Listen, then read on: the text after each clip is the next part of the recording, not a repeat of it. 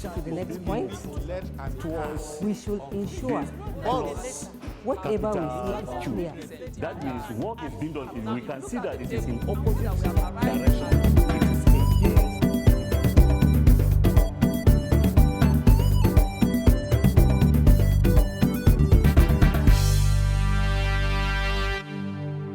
Hello and welcome to the Kaduna State Ministry of Education e-learning platform. Today in chemistry, I will be discussing organic chemistry under the subtopic aromatic hydrocarbon. My name is Mr. Philip Mamman, your usual chemistry teacher. Earlier, we have discussed other aspects of organic chemistry, but today we will be looking at aromatic hydrocarbon under the following outlines: introduction, definition, benzene, structure of benzene, derivative of benzene, method of preparation of benzene, physical and chemical properties of benzene, and of course the uses of benzene. Before now, we have defined organic chemistry as a branch of chemistry that deals with the study of carbon and its derivatives or compounds, with the exception of small molecules like carbon 4 oxide, carbon 2 oxide, trioxocarbonate 4, graphite, diamond. But we'll be going further today to look at another aspect of organic chemistry, which is aromatic hydrocarbon. Other hydrocarbons we have discussed earlier, we say hydrocarbons are compounds that contains carbon and hydrogen only. And we have discussed alkanes, alkenes, and alkynes, looking at them from singly bonded compounds called alkanes to doubly bonded hydrocarbons called alkenes and triply bonded called alkynes. Today we'll be looking at aromatic hydrocarbon. Now, looking at aromatic hydrocarbons, once upon a time, smell was one of the chemist's best tools. In those days, chemists smells compounds as well as some chemists even went so far to test their chemicals. Some people think that the Swedish chemist Carl Skell died because he happened to test especially poisonous chemical while working alone in the laboratory. Robert Bunsen, best known for his development of Bunsen burner, was partial to smelling the toxic, notorious arsenic compound. He worked with just the smell of the compound will make his hands and feet to tingle, that is to shiver, and at least once the smell turned his tongue black. You can see the effect of smelling of some substances as well as testing them in the laboratory. But after time, scientists developed other methods that they could use to identify compounds. But this smelling was quick to help us. It was during the era that chemists started using the term aromatic to describe certain carbon-based compounds with distinct odor, thanks to odor of compounds like toluene and benzene, which apparently smell sweet. Certain compounds made primarily of carbon and hydrogen are now called hydrocarbon. Aromatic hydrocarbon are an important class of organic compound in the atmosphere which are highly reactive. Now, from their sweet smell, these compounds were named aromatic hydrocarbon. And we'll be emphasizing our lesson today on aromatic hydrocarbon. Now, aromatic hydrocarbon are especially stable, unsaturated cyclic compound made primarily of hydrogen and carbon atom. When we say unsaturated, we mean that the 4 valency of carbon in the hydrocarbon has not been exhausted. And this is characterized by either a double bond or a triple bond. When we say cyclic, it means it is in a cyclic form, in a ring form. And of course, they are carbon and hydrogen only, and that's why we refer to them as hydrocarbon. The unsaturated quality of aromatic hydrocarbon is special.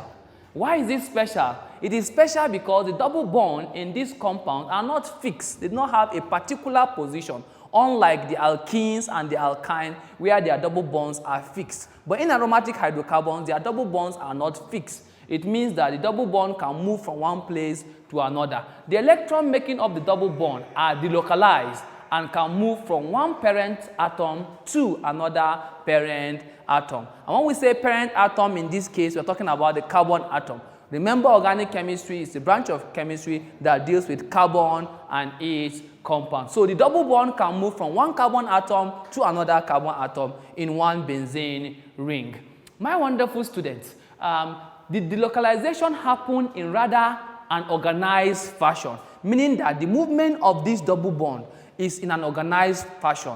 It can move from one carbon atom, which is the parent atom, to another parent atom, and so that the double bonds are always alternating with single bond. They create a cloud that allows the electron to move back and forth. The phenomenon of delocalization, or having more than one acceptable bond structure, is called resonance. In chemistry, when we say resonance, as refers to aromatic hydrocarbon, we are talking about a situation where one structure cannot really account for all the properties of a compound. In the case of benzene, one structure cannot account for its property due to the delocalization of the double bond, moving from one position to another on a parent atom.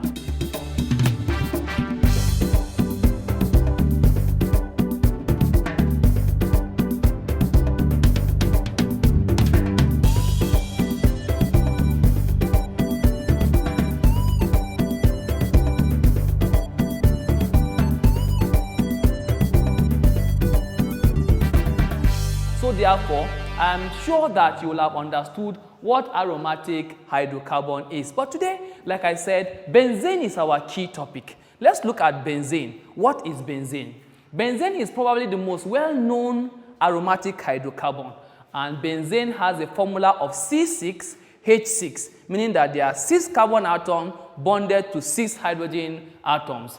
It is a 6 carbon ring.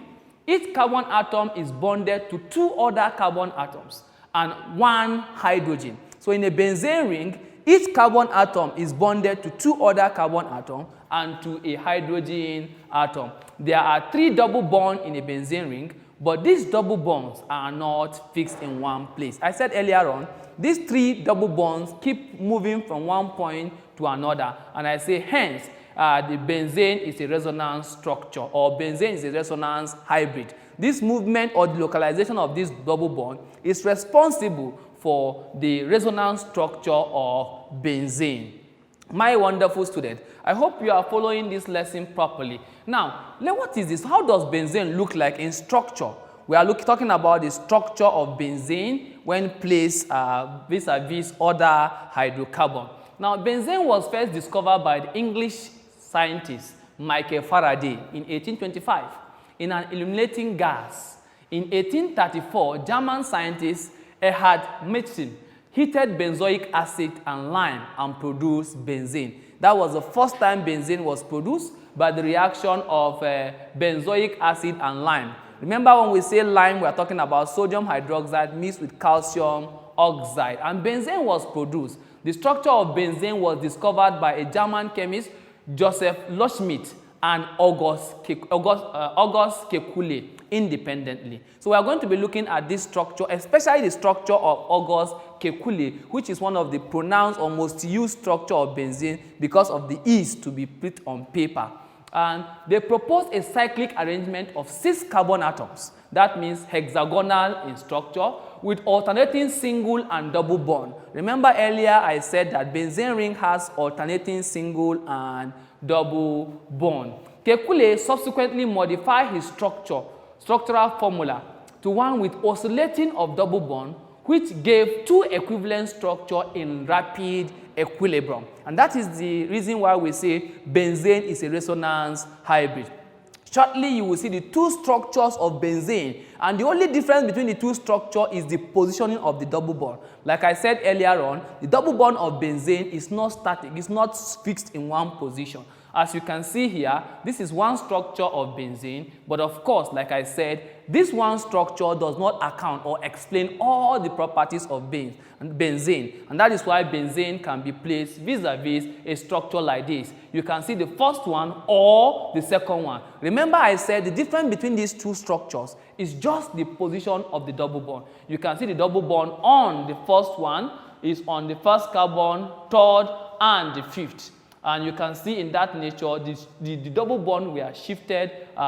So it said that this or this, as you can see in this case. The position of the double bond is shifted as the double bond keep moving, which is not static in one place. So benzene structure, that's Kekule's structure of benzene, showing the resonance and the resonance energy and properties. My wonderful students, benzene is a very interesting compound to look at because it exhibits certain important properties. Unlike other hydrocarbons, benzene can undergo both addition and substitution reaction, as you will see as we proceed. Now, you can see that it's not only one structure that tends to explain the structure of benzene, or it's not only one theory that tends to explain the structure of benzene. The first one is the Kekule structure. The Kekule structure tells us that benzene is hexagonal in structure and it has alternating double bond. But the molecular orbital theory sees the structure of benzene differently. Molecular orbital theory does not believe that benzene has a single bond or a double bond.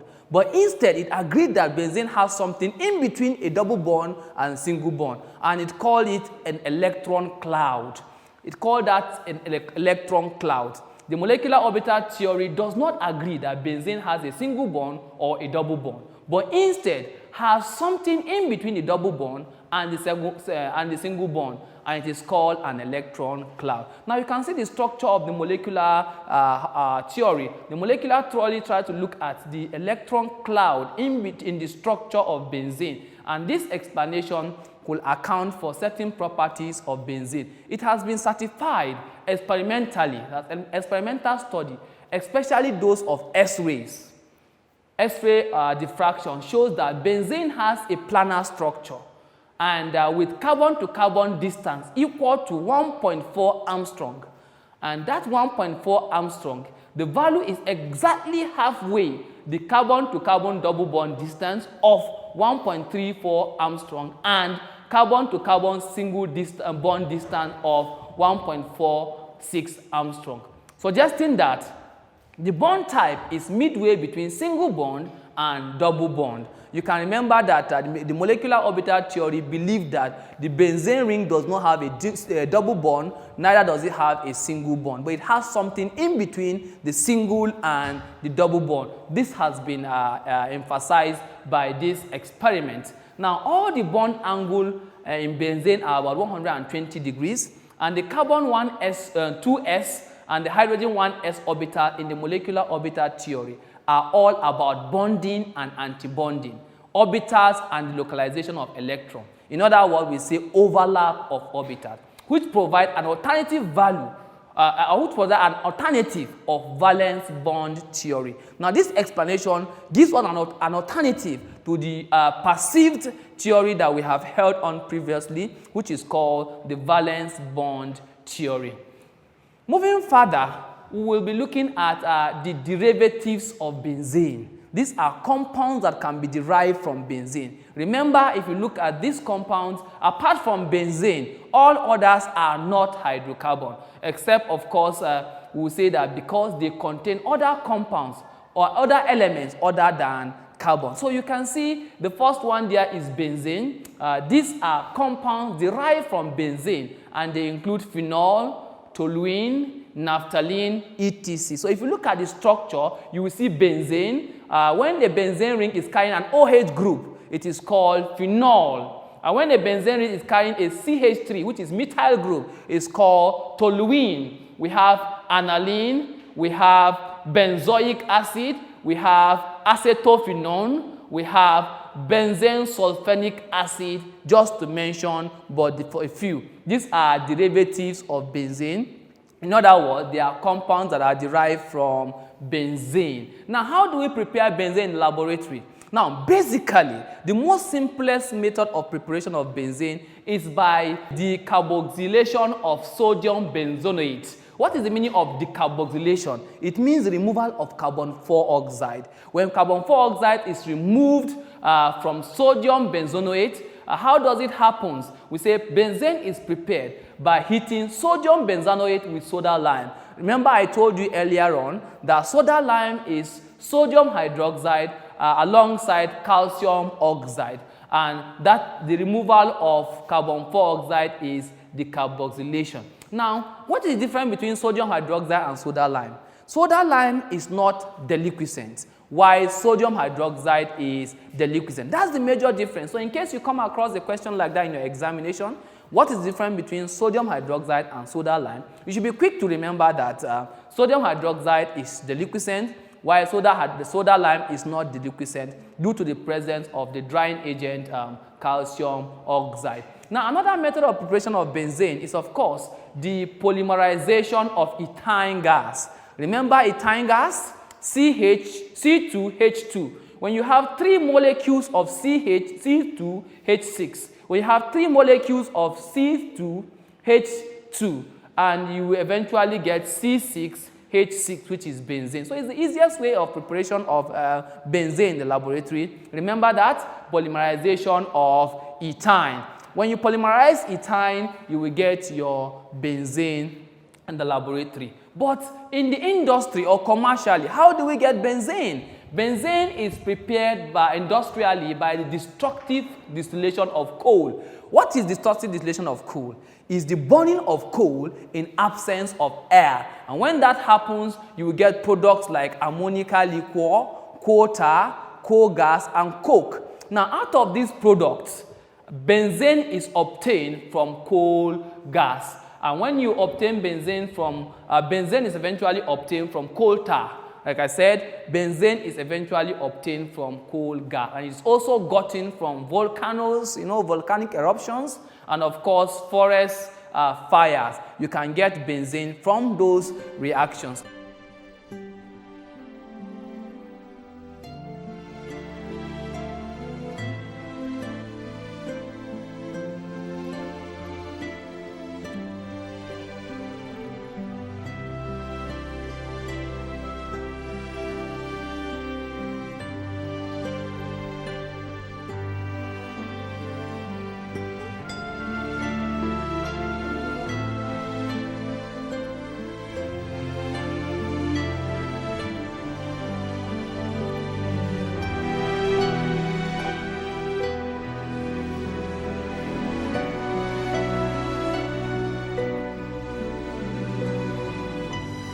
Now, we'll be looking at physical properties of benzene. What are the properties of benzene that you can see? Now, one of them is that benzene is immiscible in water. That means benzene cannot mix with water.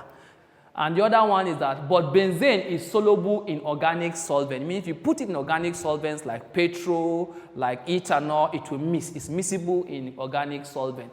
Benzene is colorless liquid with a characteristic odor. Remember I said the reason why we call them aromatic hydrocarbons is because of the sweet smell of benzene and toluene.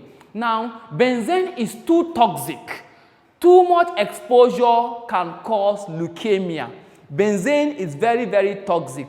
People that work in refineries or other companies that has to do with benzene, they don't get exposed for too long, or better still, they wear protective covers, because too much exposure to benzene can cause leukemia, which is cancer of the blood.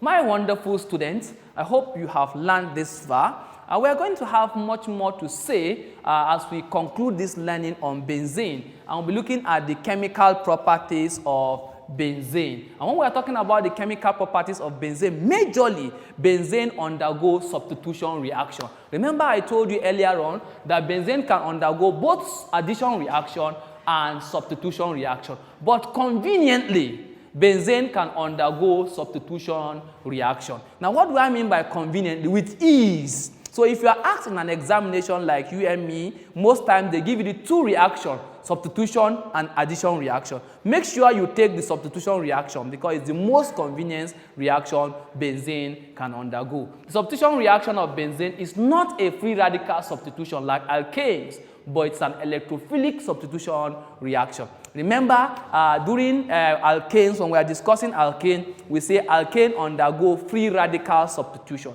Benzene does not undergo free radical substitution, but instead, benzene undergoes electrophilic substitution reaction. You will see that more as we begin to show you the reactions involved in their chemical equations. Now, the substitution reaction of benzene include nitration.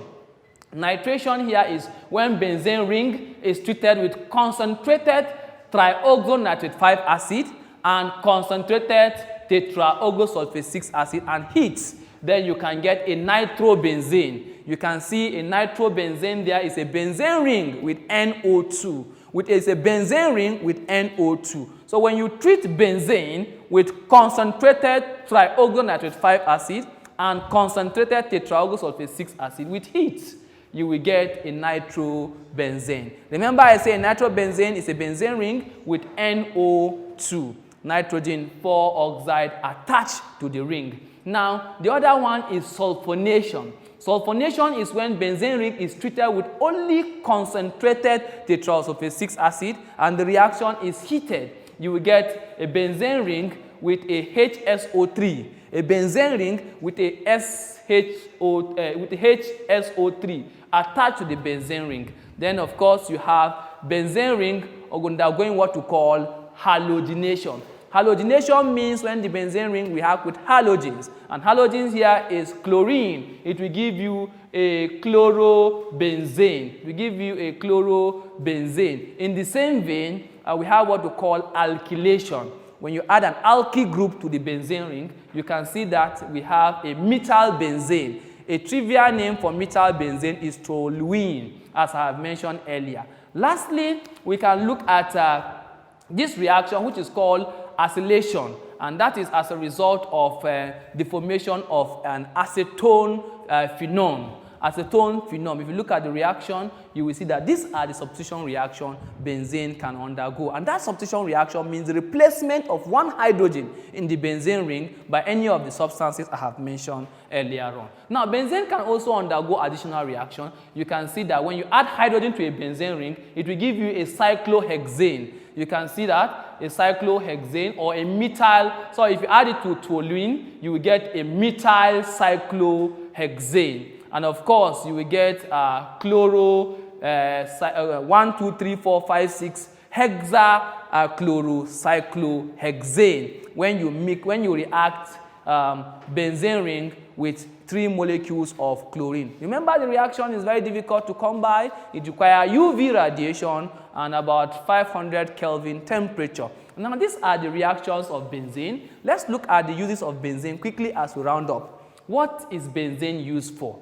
Benzene is highly used in the production of pesticide, resins, detergents, synthetic fibers, plastic, drugs, dyes, just to mention but a few. Of course, you know that benzene is a very, very important component in the industry. Benzene can also be used in degreasing metals. Removing grease from metal, we can use benzene. And of course, for manufacturing of chemicals like nitrobenzene. Remember I mentioned earlier on that a benzene ring with nitrogen, NO2, is a nitrobenzene. Ethyl benzene, cyclobenzene, just to mention but a few. It's a very, very important component of these chemicals.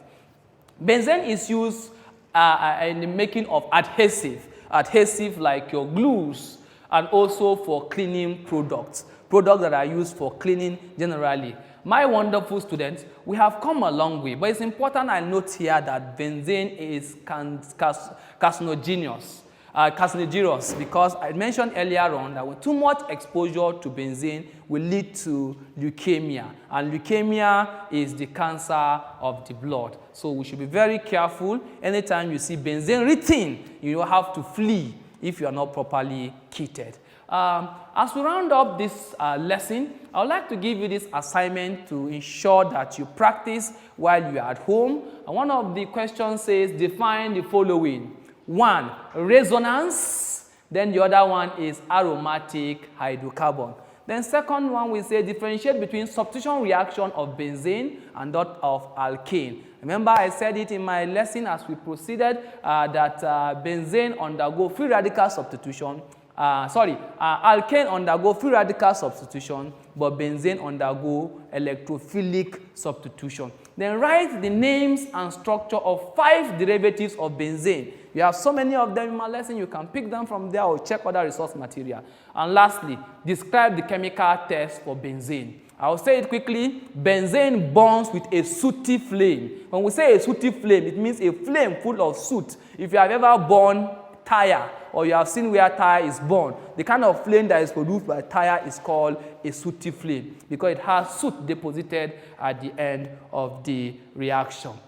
My wonderful students, wonder how time flies. Our lesson has gradually come to an end. You can lay your hands on any of these materials: Understanding Chemistry by Godwin O. Ojokuku, and the New School Chemistry by Oshao Yao Ababio, and finally, Stan Chemistry Textbook by Science Teachers Association of Nigeria. I've enjoyed my time with you. I hope you did too. In case you have any issues you want to raise with us, questions, observations, or you want clarification on this topic, you can always call me on this number, Mr. Philip Maman, 080-2659-8861. Once again, Mr. Philip Maman, 080-2659-8861. You can call my colleagues, Mr. Ibrahim Umar, on 070-3620-2842. And of course, Mr. Williams Ishaku can also do justice to you if you call his number on 081-6067-0920. Have a wonderful time as you keep studying. Remember, COVID-19 is real.